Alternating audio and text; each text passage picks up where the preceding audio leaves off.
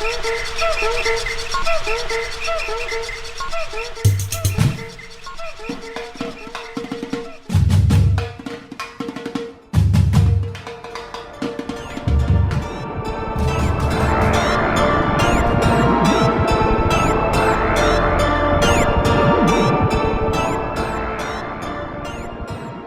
nome é Natália Salazar. E eu sou a Renata Schmidt. E nós somos o podcast Patramada Criminal. Bem-vindes. Sejam bem-vindos nessa manhã de segunda-feira ou nessa tarde de terça. Não sei quando você está ouvindo esse episódio. O problema é seu. Seja bem-vindo. Seja bem-vindo. Não importa em que era você esteja. Não importa que dia. Esperamos que sua semana seja linda.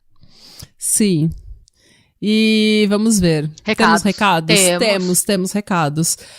Gente, por motivos de depressão, eu tenho estado super afastada das redes do podcast. O que significa que eu parei de responder mensagem. O que significa que Renata continuou este trabalho sozinha. E agora eu falei com a Renata porque a gente não tem realmente mais tempo de fazer isso. A gente ama falar com vocês, a gente ama responder mensagens de vocês, responder os comentários, a gente ama sentar e conversar e vocês trocando ideia, trocando experiência, trocando artigo com a gente adora.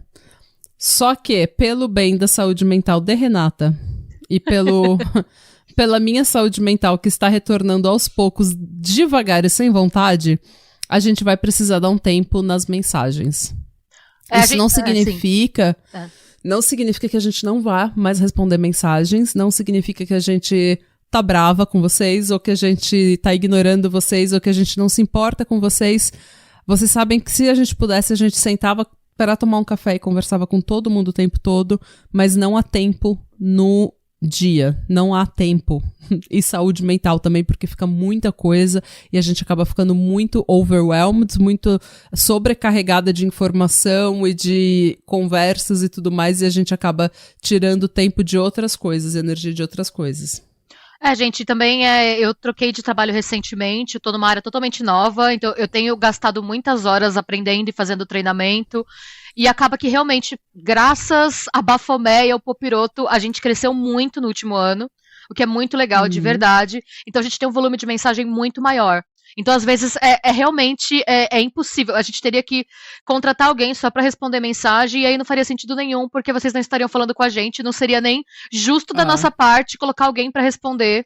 Então, assim, não é que a gente nunca mais vai falar nada. Quando a gente quando der, obviamente a gente vai responder para vocês e tal, mas a gente realmente não tá dando conta.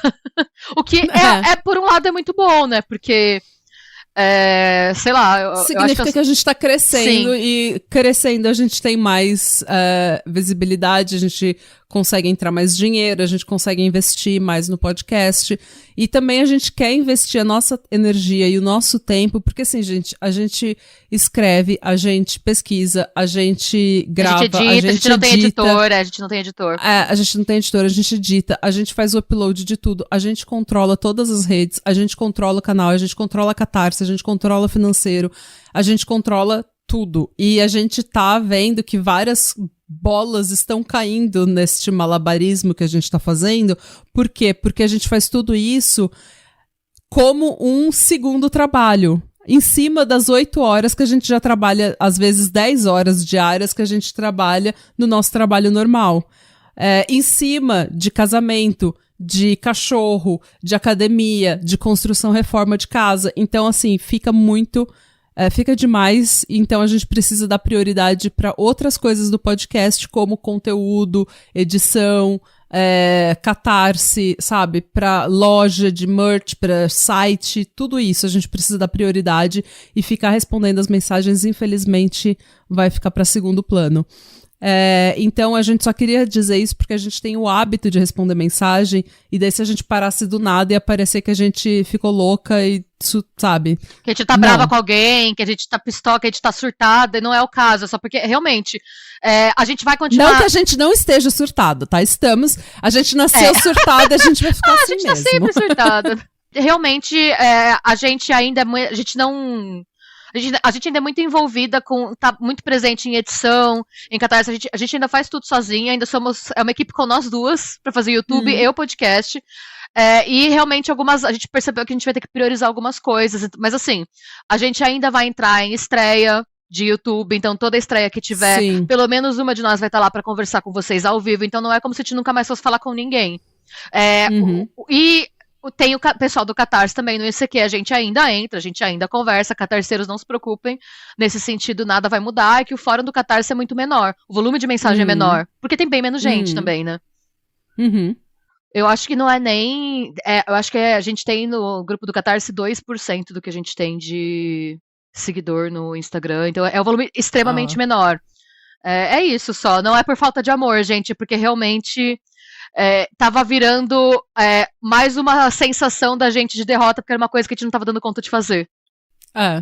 E de sensação de derrota a gente já tá overwhelmed, a gente já tá sobrecarregada dessa sensação também, tá? Então, mas como a gente tá falando, a gente tá fazendo isso pra sair um pouco das redes e se focar em conteúdo e qualidade do conteúdo, ainda mais qualidade das coisas que a gente tem, como o Catarse, por exemplo, que, como eu falei, desse malabarismo de tempo que a gente fala, várias bolas estão caindo no chão e não é justo com ninguém. Então a gente vai priorizar esse tipo de coisa, tá bom? Mas não estamos bravas com ninguém, a gente só tá dando um toque pra vocês não esperarem respostas imediatamente ou, sabe, ever. A gente tá fazendo o melhor que dá, mas é isso. É sobre isso. A gente tá fazendo o nosso melhor e, assim, falhando miseravelmente. E a vida segue. Vida que segue, e tá tudo bem também, gente. A gente espera que vocês entendam e continuem comentando nos posts do Insta, porque, principalmente se você tem alguma correção, eu já falei disso aqui, a gente tem às vezes correção e se perde nas mensagens. Então é legal que você vá no post do episódio, comente a sua correção, porque daí todo mundo pode ver e a gente não precisa ficar corrigindo no podcast ou mandando mensagem ou enfim, tá? Não se perde, a correção não se perde, todo mundo fica informado. E nos posts, assim, sempre que a gente fizer algum post de cada caso, a gente vai se esforçar ao máximo para, pelo menos nesses posts, a gente interagir com vocês. É que o volume de direct que a gente tá recebendo tá muito grande mesmo. E coitada da Renata, gente. Ela tá afogando. Eu preciso salvar minha amiga. Me desafogue, Natália. A gente precisa jogar uma boia pra ela, que ela tá afundando em mensagem, tadinha. Não, mas, gente, eu não tô reclamando, tá? Pelo amor de Deus, não nos levem a mal. É só que, realmente, a gente tá tendo que escolher agora. E olha o lado bom, estamos focando em conteúdo. Vai ter mais coisa pra vocês. O pessoal do Catarse sabe que o nosso ritmo tá voltando ao normal. Então, vai ficar melhor, tá bom? Sim. E deixa eu ver, temos outros recados? Não. Acho que é só esse. E agora eu quero saber o que você vai me contar hoje. Eu já tô pronta pra ficar pistola. Lembra que semana passada foi um caso pesado, né? Foi um caso de bestialidade, filicídio que foi pesado.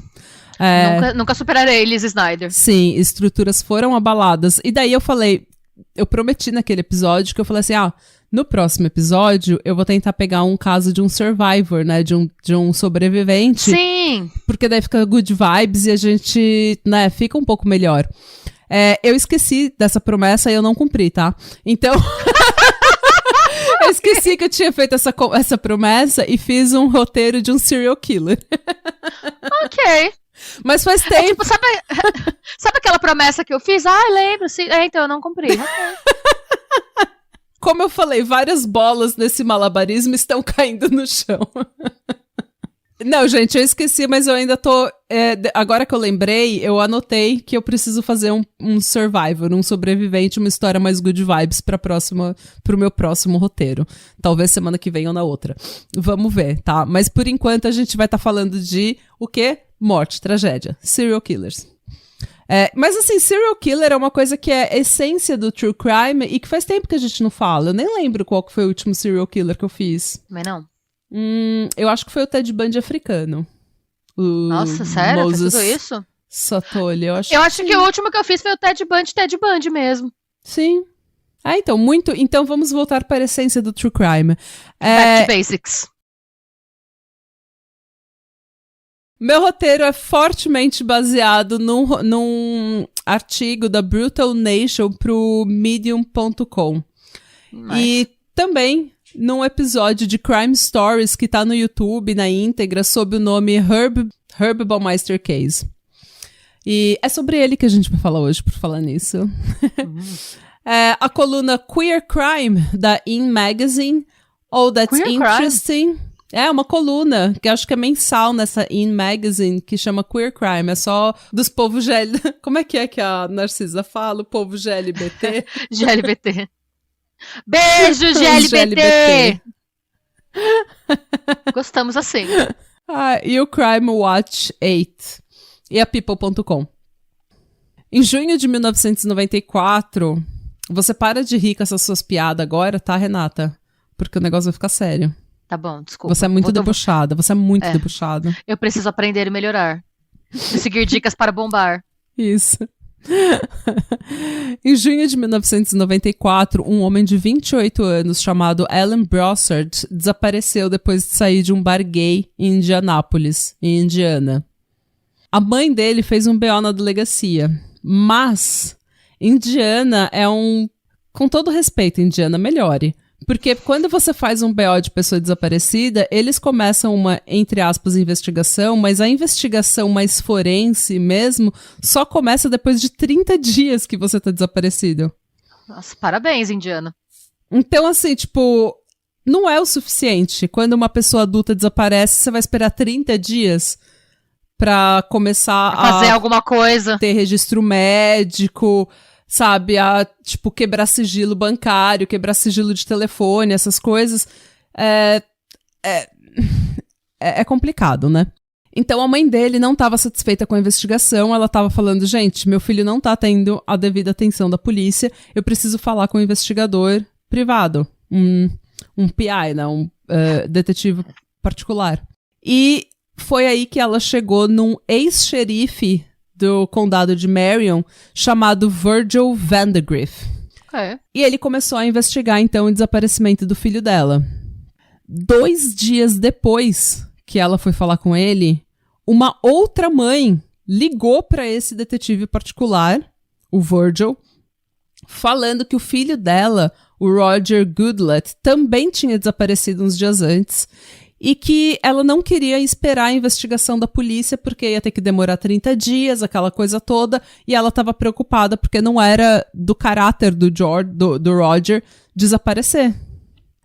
O Roger tinha 32 anos e ele era muito parecido com o Alan, e ele também desapareceu depois de sair de um bar gay em Indianápolis. E daí, imediatamente, o Virgil, que não é burro, esses dois estão ligados. Claro. Porque foi tipo o desaparecimento foi menos de um mês entre um e outro.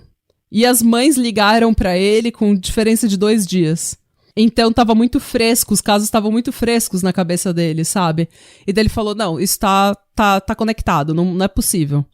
E ele começou a ir em bares em Indianápolis, bares gay, e falar com a galera, falar, quem que você conhece, quem que você viu, tem alguém estranho na comunidade, uma pessoa de fora, o que aconteceu? Ele ficou sabendo, por exemplo, que o Roger tinha sido visto entrando num carro na noite que ele desapareceu. E ele descobriu também que o Roger e o Alan não eram os únicos homens gays que tinham desaparecido naquela região. Que é bem triste de você pensar, né? Porque quer dizer que os outros só não tinham ninguém que fosse denunciar, de repente. Ou que tivesse condições de pagar um detetive particular. O que o Virgil descobriu é que cerca de 10 outros homens brancos daquela faixa etária e gays tinham desaparecido da cena gay em Indianápolis nos últimos meses. 10 mais. Ao todo, era pelo menos 12 de homens jovens que tinham desaparecido da cena gay de Indianápolis. E daí o Virgil imediatamente pensou que isso fosse o caso de um serial killer. Mas aparentemente não foi o suficiente pra polícia conectar sabe? Tipo, engraçado, 12 de gays sumiu, sabe? Você sabe como é que é esses gays, né? Você sabe como é que é. Você faz o sexo homossexual e desaparece, é assim mesmo. Todo mundo sabe que, obviamente, você Você ficou com vontade de fazer. Não vou falar nada, vai, deixa pra lá. Tá bom. Sexo anal causa combustão espontânea. Exatamente. Você desaparece da face da terra sem deixar pistas. Não, só sobra o seu sapato. Só de você pensou em fazer sexo anal, você já começa a desaparecer. Você vira purpurina. Ok. Então, assim, a polícia falou que, por exemplo, provavelmente, esse povo LGBT, eles fugiram de casa pra ir viver o lifestyle, o gay lifestyle deles, com mais privacidade, mais liberdade. Então, resumindo, a polícia foi homofóbica pra caralho e não deu 2 centavos por nenhum desses homens, tá? Nada de novo sob o sol, né? Pois é. E eu gostaria de dizer que isso é algo que não acontece desde 1990, mas infelizmente a gente sabe que acontece todo dia. Eles falam que é um high-risk lifestyle, né? Que é tipo um estilo de vida de alto risco. O Virgil imediatamente, então, foi até a polícia e falou, amados, vocês não estão vendo as similaridades? Eles são todos praticamente na mesma faixa etária, praticamente a mesma altura e mesmo peso, mesmo, sabe, tipo de corpo. E eram homens que estavam num bar gay e que estavam naquela noite em que desapareceram, eles estavam um pouco mais alterados, eles tinham bebido um pouco mais. Então, pelo amor de Deus, o que vocês estão esperando? E a polícia falou, né, não pode ser isso, eles desapareceram de ser gay. Eu ainda quero acreditar que eles viraram purpurina. É isso, foi isso que aconteceu. Efeito colateral de ser homossexual, desaparecer, combustão espontânea. Até que o Virgil, depois de uns meses, recebeu uma ligação de um homem que não quis se identificar. Algumas fontes identificam ele, mas eu não sei se esse é o nome verdadeiro deles. Eles falam que é Tony Harris. Eu não sei se esse é o nome verdadeiro dele, então eu só vou falar que ele é anônimo. Eu vou chamar ele de anônimo. Mas o Virgil conversa com esse cara e o anônimo fala pra ele que ele tava num bar gay em Indianápolis e que ele conheceu um cara chamado Brian Smart. E eles beberam e conversaram, era um cara agradável, bonito e tal, e um pouco mais velho. E que no final da noite o Brian perguntou pra ele se ele queria ir pra casa onde o Brian tava hospedado. O Brian falou que ele estava cuidando de uma propriedade e fazendo alguns consertos, reformando a casa, e que os donos não estavam na casa. Então ele estava ficando lá e eles iam ter mais privacidade pra, né, namorar um pouquinho. Praticar a combustão espontânea deles. O anônimo aceitou. E eles chegaram numa mansão em uma propriedade gigante e eles foram até o porão onde tinha uma piscina interna na casa. Ou seja, gente de dinheiro que morava ali, né? E era uma cena bizarra porque na piscina, próxima à piscina, tinha um bar recheado de cachaça e vários manequins. Tipo, a decoração da piscina era vários manequins. É uma cena muito bizarra. Tipo, imediatamente eu ia congelar e falar, eu não quero ficar aqui. Não interessa o que tá acontecendo nessa piscina, eu não quero nada a ver com isso. Sei lá. Então, imediatamente, o anônimo ficou com aquele cu na mão, né? O famoso cu na mão. Ele ficou com o cu na mão. E conversa vai, conversa vem. O tal do Brian começou a querer dar bebida pro anônimo e o anônimo, não, tá de boa, valeu. Mas conversa, né, começaram a namorar um pouquinho. E o Brian pergunta do nada se o anônimo já tinha tentado asfixiação erótica. E o anônimo disse que não. Até porque, gente, isso era a década de 90, não é igual hoje que todo mundo tá tentando, tipo, arregaçar o rego até, sabe? Porque hoje em dia é impressionante, todo mundo gay, hétero, não interessa o fetiche, tá todo mundo querendo abrir o ânus com, sabe, com um mega dildo. Não era assim antes. As coisas eram mais comportadas, tá? Ok. Eu ouço muito podcast, desculpa, mas é verdade. Tipo, tá todo mundo... Eu tava ouvindo o podcast da Trixie e da Katia, que é The Bold and the Beautiful, e daí elas estavam falando, gente, eu não sei o que tá acontecendo em Los Angeles, todo mundo tá querendo fazer gape, sabe? Tipo, todo mundo tá querendo... Esticar. Tipo, esticar o ânus, eu não sei que loucura é essa, eu tô velha, amiga, porque eu não quero fazer nada disso. Mas é bem isso, tá, gente? Na nossa época era mais comportado. E daí... Não, nessa época eu tinha 7 anos em 94, tá, mas tudo bem. Então, é isso que eu tinha 5 anos em 94. Eu acho que... Não sei nem se eu já sabia ler. Eu tô tentando não pensar no que aconteceu. Ok. Porque é muito... Daqui pra frente vai ficar muito triste, tá? Ah, não, vou perder a vontade de sorrir. Sim. Ok. Conversa vai, conversa vem. O Brian, então, pede pra ser asfixiado com a mangueira da piscina, né, pede pra ser asfixiado. É um negócio meio pesado. Pro primeiro encontro eu achei um pouco pesado, gente. E daí ele, enfim, ejacula. Terminou. E daí ele pede pra estrangular o anônimo. E o anônimo ficou completamente desconfortável com a situação. Não, Porém, parça. O que ele diz pro Virgil é que ele tava desconfortável porque o Brian continuou bebendo e aparentemente ele tinha usado cocaína. Porque ele ficou muito hype, muito rápido, e ele ficou meio agressivo, sabe? Tipo, vamos fazer isso, vamos fazer aquilo. Aquela personalidade agradável de quem usa cocaína. Você sabe quem você é. O Brasil... É que quem usa cocaína não é chill, né? Não é vibes. Tipo, é sempre uma pessoa intensa. É aquela única pessoa que tá, tipo, parecendo uma mariposa na lâmpada, assim, tipo, pá, pá, dando de cabeça na lâmpada, sabe? Não usem droga, jovens. Não usa droga, gente. E não estica seu ânus. O anônimo, então, enforcou o Brian com uma mangueira até que ele ejaculasse, como eu falei. E quando foi a vez do anônimo, ele ficou desconfortável, mas ele falou, mano, ele usou alguma coisa e ele tá muito agressivo, então eu tô com medo. Então ele foi meio que coagido a experimentar a asfixiação erótica. E o Brian se empolgou. E ele tava realmente apertando muito. E o anônimo esperto que foi, ele viu que ele ia desmaiar e ele fingiu que desmaiou. E nisso o Brian soltou a mangueira. E quando o anônimo, abriu o olho, né, e o Brian viu que ele não tinha desmaiado, que ele não tinha perdido a consciência, o Brian ficou completamente desconcertado. Tipo, parece que ele não... ele não entendeu o que estava acontecendo, porque ele achou que ele tinha enforcado o anônimo. Daí, eu sei que eles meio que ficaram desconfortáveis com uma situação estranha e o Brian concordou em levar o anônimo de volta pra cidade, onde eles tinham se encontrado. Eu acho que qualquer primeiro encontro que termina com asfixia autoerótica mútua deve ficar um clima meio esquisito depois.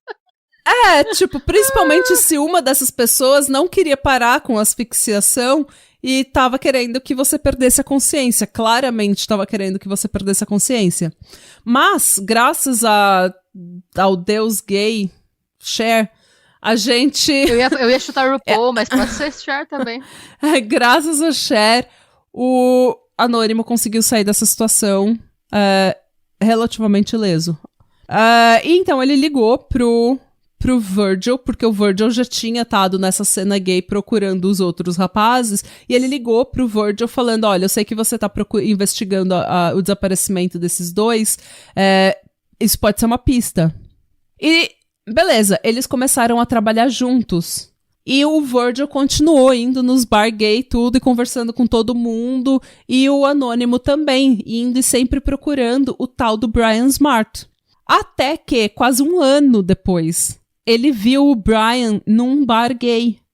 E daí ele pensou, essa é a minha oportunidade. Esse é meu momento!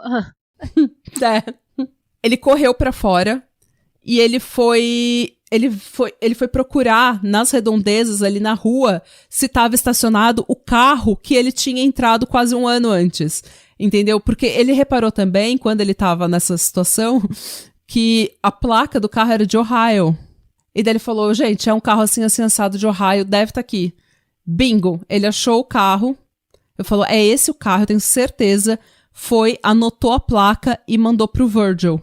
O Virgil, que tinha acesso à base de dados da polícia, ele conseguiu rastrear o carro que estava registrado não a Brian Smart, mas um homem chamado Herb Baumeister. Nossa, Baumeister! Baumeister. Parece... E quem que era o Baumeister? Não parece nome de rico excêntrico? Baumeister, tipo, é um cara muito rico que tem... É exatamente o que ele é, amiga. É exatamente o que ele é. Parece tipo o nome desses caras que tem uma mansão e tem uma mão em formato de gancho, sabe? Tipo, tem um gancho no lugar da mão e anda, sei lá, com tipo... com um leão no ombro, sabe? Tipo, um filhote de leão, assim. Sei lá, enfim. Ou não sei. Ele, excêntrico é o mínimo que ele é, tá? Quem que é, então, o Herb Baumeister? Ele nasceu Herbert Baumeister e ele era filho de um médico e de uma dona de casa e ele tinha outros 3 irmãos, todos normais, mas era uma família de dinheiro. Médico, sabe? Era uma família que tinha boas condições. Ele nasceu em 1947 em Indianápolis, onde eles moraram praticamente a vida toda. Já criança, o tal do Herb se mostrou uma criança um pouco diferenciada.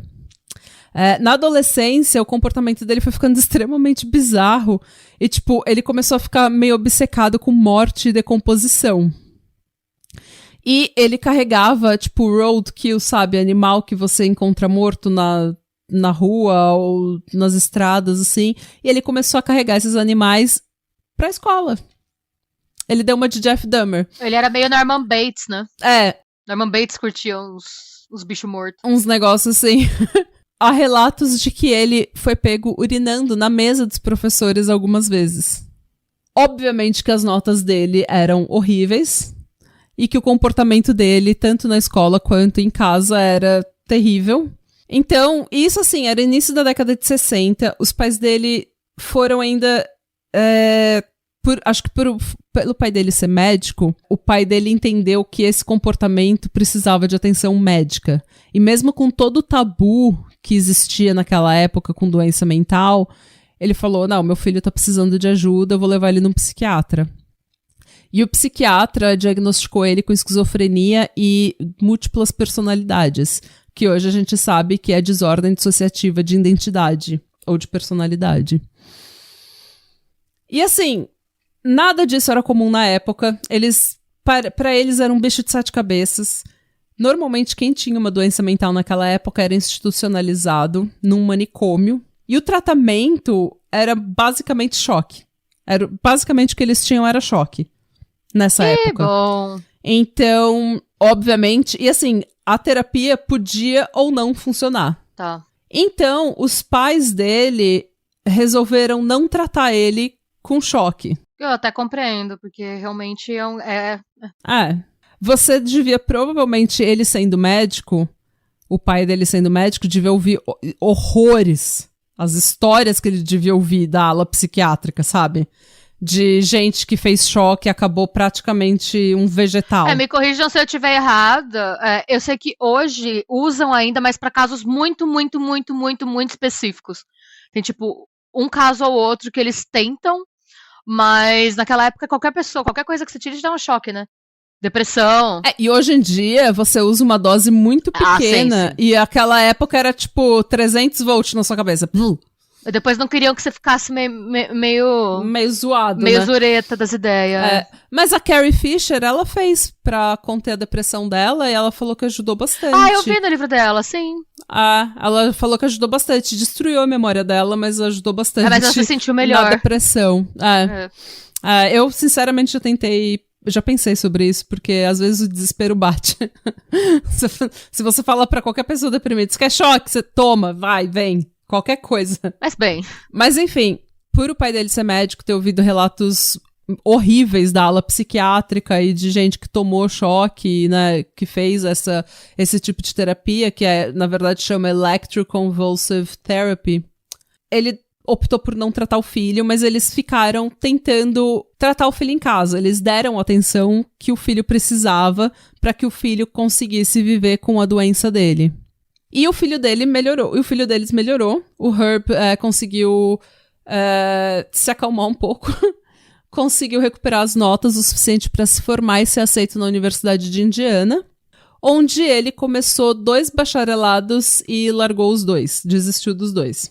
Super me identifico, nenhum julgamento. Fiz o mesmo.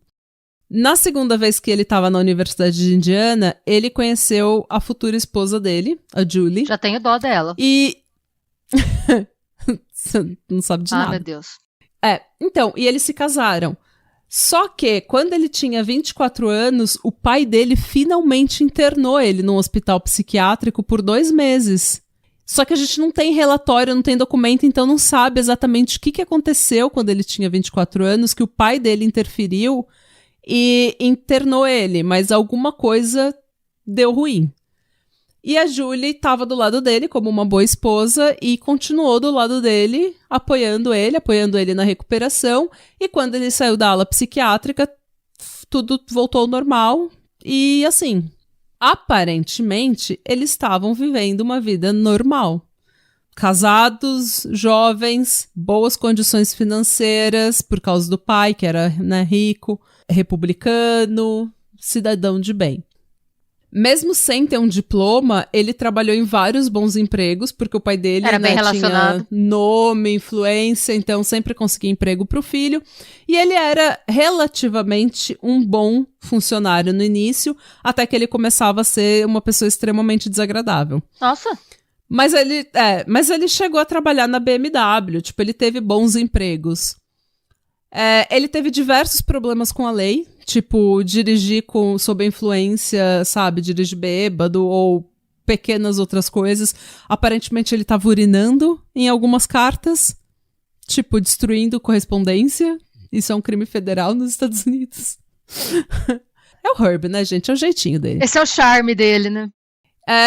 Então, assim, mas mesmo assim, ele sempre voltou a trabalhar, porque afinal de contas ele era branco, né, gente? Então ele sempre conseguiu voltar a trabalhar e retomar a vida dele sem maiores problemas. Ele e a Julie tiveram 3 filhos, e por incrível que pareça, aparentemente, ele era um ótimo pai. Nossa! Ele era um marido distante, mas ele era um pai relativamente presente, e ele era muito atencioso e carinhoso com os filhos. O que é engraçado, né? Meio BTK. É que falam que o BTK, ele era meio que control freak com todo mundo, né? Inclusive com os filhos, né? Então. Mas... O Herb não. O Herb era de boa. Em 88, ele e a Julie abriram com a ajuda da mãe dele, o empréstimo da mãe dele, eles abriram uma rede de brechós chamada Save a Lot. Então, começou com uma loja, deu muito certo. Eles quase imediatamente abriram uma segunda ou terceira loja. E foi assim, com essa rede de brechós, que ele se tornou um homem de negócios bem-sucedido. Por isso os manequins? Provavelmente, eu não tinha pensado nisso. É assim que ele conseguia os manequins. Os manequins, tipo... sim. Nossa, eu não tinha feito essa conexão. Em 1991, ele comprou a Fox Hollow Farm, que é essa propriedade gigante com uma mansão linda em Westfield, Indiana.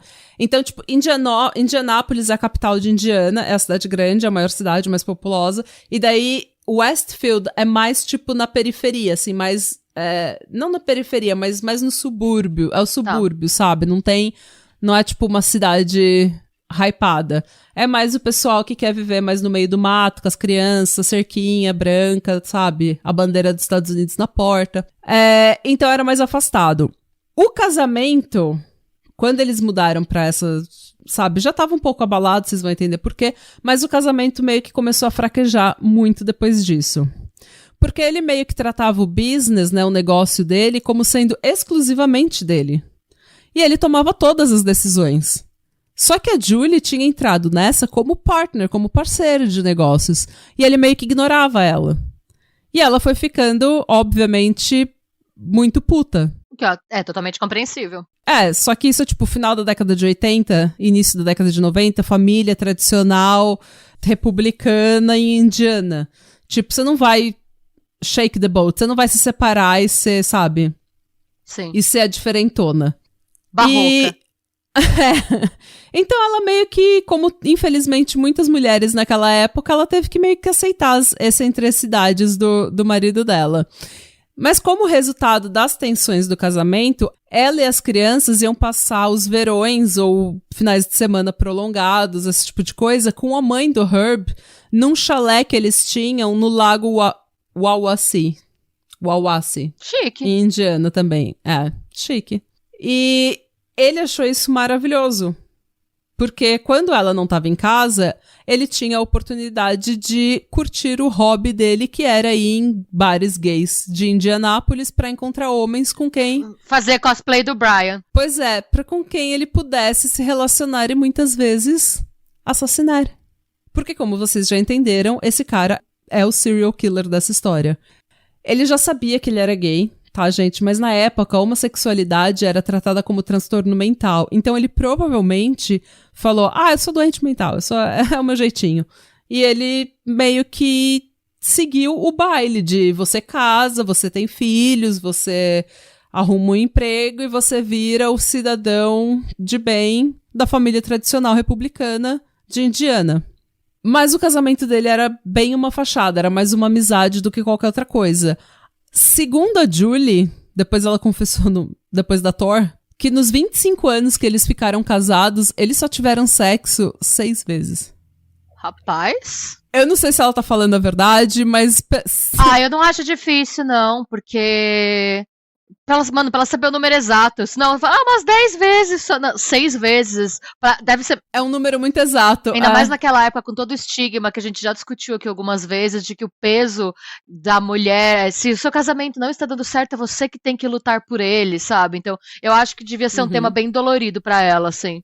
E ela mantinha o casamento porque ela não queria admitir que o marido dela não queria comer ela. Então, porque naquela época era, seu marido não quer te comer, é porque você é feia, é porque você é gorda, é porque o problema tá em você, exato, não nele. Então, eu acho não no casamento. Então eu penso que ela não, que deve ser uma coisa dolorida de admitir. É. Ela vindo da geração que ela vem, né? Então, por ela ter admitido isso, eu acho que é verdade. É. Mas ela basicamente teve sexo só pra ter os filhos. Eles tinham 3 filhos. 50% de aproveitamento, né? Ai, gente.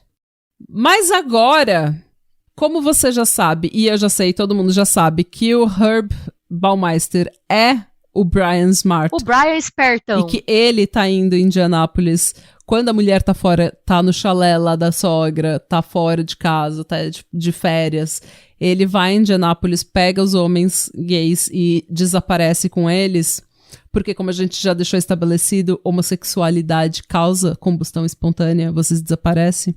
O Virgil vai, então, com toda essa informação que o anônimo deu pra ele, e sabendo, né, tipo, esse cara, Herb Baumeister, é o real dono do carro, e ele mora nessa fazenda chamada Fox Hollow, em Westfield, Indiana. A gente precisa ir lá e ver essa propriedade dele. Só que, aparentemente, o depoimento de um homem gay não é o suficiente pra gerar um mandato de busca na propriedade de um businessman republicano, pai de família, padrãozinho. Ai, gente. Então, a polícia, mais uma vez, fala, não se preocupa, você sabe como é que são esses LGBT. Tá tudo certo, não tá acontecendo nada. Relaxa. Então, sem o mandato de busca, a única coisa que os policiais podem fazer é, tipo... A gente vai lá, bate na porta dele e vê o que ele tem pra falar. Oi, você é o Brian maluco? É você que tá assassinando homens gays? Deixa eu ver a corda da sua piscina. Cadê a sua piscina com os manequins? Quantos manequins tem na sua piscina? Por que você tem manequins na sua piscina? Então, obviamente que ele recusa a deixar qualquer pessoa entrar na propriedade dele. E a Julie faz a mesma coisa, ela recusa. Ela fica do lado do marido, o que, de novo, não é algo que a gente possa julgar. A gente entende por que ela fez isso. E também existe uma outra razão. Não tinha passado muito tempo, acho que 1 ou 2 anos antes, o filho mais velho, o Eric, ele tinha achado um crânio na propriedade. Tá porra! E a Julie foi e perguntou pro Herb, amor, que porra é essa? E daí o Herb desconversou falando, isso daqui é de um esqueleto que meu pai tinha no escritório pra aula de anatomia dele, porque o pai dele era médico. Não tava enterrado, tava tipo numa cova rasa, então deve ter, por causa do vento, do tempo, animais e tal, devia estar exposto. E daí ele falou, isso daí é do esqueleto que tava no escritório do meu pai, deve ter se perdido por aí. Acho mal contado. Gente, a Julie... Ela falou, ok. Mas ela, obviamente, colocou aquilo na cabeça. Ela falou, isso não... Por que tava lá? No meio do mato. Na propriedade. Tipo, não tava dentro de casa. Tava no mato. Atrás da casa. Então, assim, não fazia muito sentido, mas ela aceitou a explicação bosta do marido. Porém, em junho de 1996, 2 anos depois que a mãe do Alan tinha contratado o Virgil, a Julie entra na delegacia dizendo que o marido dela estava a ponto de ter um ataque de nervos, que ele estava agindo de uma maneira extremamente errática, que ela estava com medo, porque os business dele, os negócios dele, da família dele, estavam falindo, e ela tinha começado o processo de divórcio. Porque, obviamente, gente, a Julie não é idiota. Ela tem um crânio que aparece na propriedade, a polícia aparece na propriedade dela pedindo pra dar uma olhada, sabe? O marido dela... O marido dela, obviamente, tá escondendo alguma coisa ou algumas coisas, e eles não transam nunca. Então, assim, não tem motivo pra ela estar nesse casamento. Ela começa a ficar com um feeling muito ruim, e ela segue o instinto dela e se divorcia. E o que ela contou pros policiais foi que o filho dela tinha achado o crânio na propriedade. E ela deu total acesso à polícia. Cada centímetro daquela propriedade, ela falou, vocês podem entrar e fazer a festa. E lá eles acharam muita coisa. Muita coisa. Pra ser mais exata, eles acharam 5.000 ossos ou fragmentos de ossos. 5.000? De pelo menos 11 homens diferentes. Gente, é muita gente. 8 desses homens foram identificados. Obviamente era o Roger Goodlett, de 34 anos. Obviamente, o Alan Brossard, de 28, o Stephen Hale, de 26 anos, Richard Hamilton, de 20 anos, Manuel Rezendes, de 31, Mike Kjarn, de 46, o Johnny Bayer, de 20 anos, e o Jeff Jones, de 31 anos. Enquanto toda essa descoberta estava acontecendo, enquanto eles estavam literalmente escavando o quintal dessa fazenda, o Herb Baumeister estava livre, leve e solto na casa da mãe dele. Por quê? Porque ele é um homem branco e aparentemente cadáveres, né, ossos sendo encontrados no seu quintal não é o suficiente para eles fazerem um mandato de prisão para você. Se você é um homem branco relativamente classe média alta. E quando eles finalmente entraram com o mandato de prisão, ele já estava no Canadá. No dia 3 de julho de 1996, 2 pessoas que estavam fazendo trilha em Ontário encontraram o carro do Herb. E no carro, o corpo dele. Eita! Ele tinha se matado com um tiro na cabeça. Na nota de suicídio dele, esse cara é tão filho da puta que ele falou que a causa dele ter cometido suicídio foi o negócio dele ter ido à falência e o casamento dele não ter dado certo. Ele não assumiu nem na hora da morte. Ele não menciona um único crime. Ele sequer reconhece a existência dos homens que ele assassinou, Renato. Nada. Ele falou, eu tô me matando por causa da minha mulher e do meu negócio. É mais um caso... Ele ainda joga a culpa dos outros, né? A culpa é do negócio falindo e da mulher separando dele. Sim. E o detetive, o Virgil, né, ele fala no documentário que tá no YouTube que eu vi, que eu mencionei, ele fala que ele foi o total serial killer. Ele teve controle da narrativa até o último minuto. E ele matou todo mundo, incluindo ele mesmo. Depois da morte dele, a investigação continuou. E até hoje continua. É meio que aceito que ele também é o assassino responsável por outros 9 homens que foram assassinados em Ohio, cujos corpos foram encontrados na rodovia I-70. Que era uma rodovia que no final da década de 70, início de 80, ele pegava essa estrada para ir porque ele tinha alguns negócios em Ohio. Então ele pegava essa estrada e nessa estrada 9 homens foram encontrados mortos.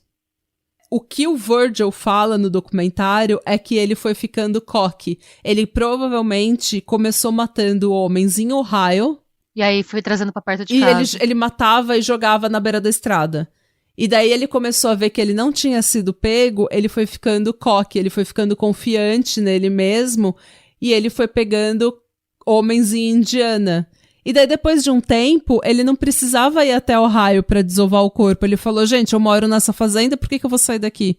Eu vou desovar o corpo aqui mesmo. E ele enterrava em covas rasas, e ele até, parece que ele tem até um burning pit, sabe? Ele tinha uma fogueira que ele fazia.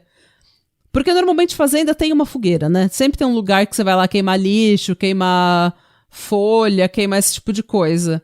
Queimar coisa no quintal. É normal. Toda fazenda tem alguma coisa.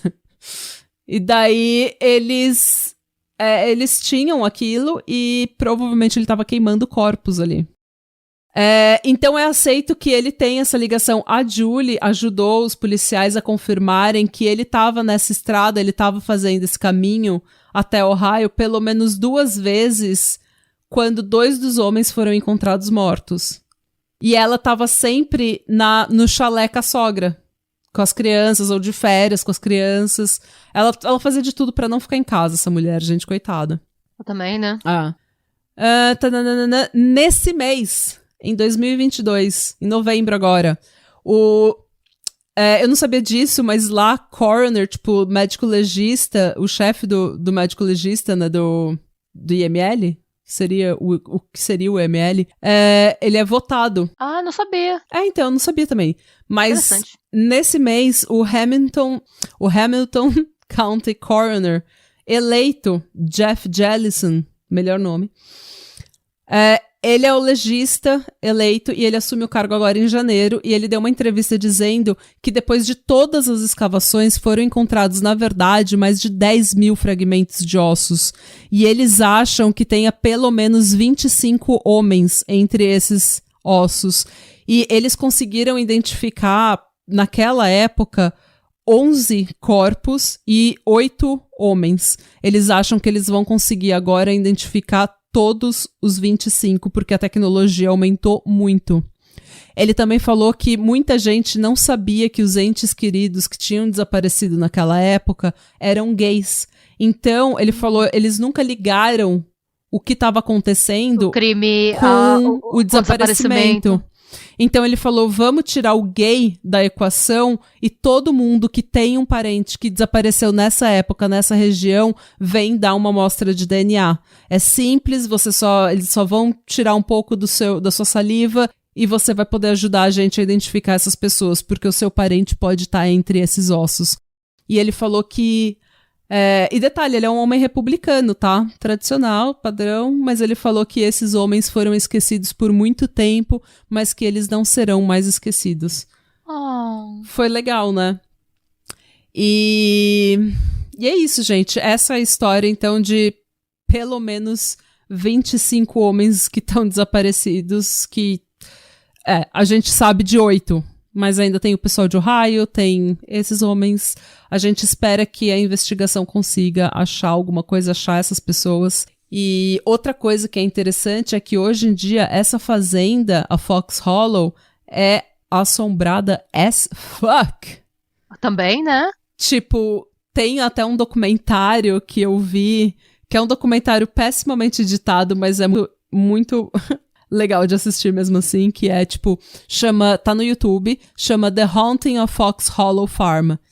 É de 2021 e foi tipo vários xamãs, psychic, medium, tudo que você pode imaginar, pastor, gente que estuda demônios, todo mundo foi dar uma tour nessa fazenda com um aparelho, sabe, com aquele negócio que mede a frequência eletromagnética e falar com os espíritos, porque há relatos de que pelo menos, tipo, tem várias coisas que acontecem nessa fazenda, mas tem um relato de que um homem de camisa vermelha sem pernas tá sempre habitando na floresta ali atrás da casa.